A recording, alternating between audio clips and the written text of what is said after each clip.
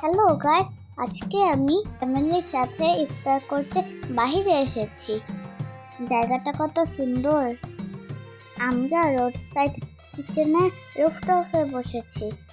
আমি বাবাকে বললাম আরো উপরে বসবো। যেই বলা সেই কাজ। বাবা সিঁড়িগুলো কি উঁচু উঁচু। আমি উঠতে উঠতে টায়ার্ড হয়ে গেলাম। উপরটা আরো সুন্দর। বাবা বলছে 1 নম্বর মেনুটি অর্ডার করবে, আর আমি বলছি 2 নম্বরটা অর্ডার করতে। বাবা তাই করেছে। খাবার এসে পড়েছে। দেখো তোমরা, আমরা কি কি অর্ডার দিয়েছি। আমি আজানের জন্য অপেক্ষা করছি। কখন আজান দিবে।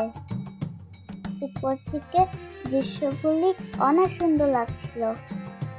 তার শেষে আমরা বের হচ্ছি।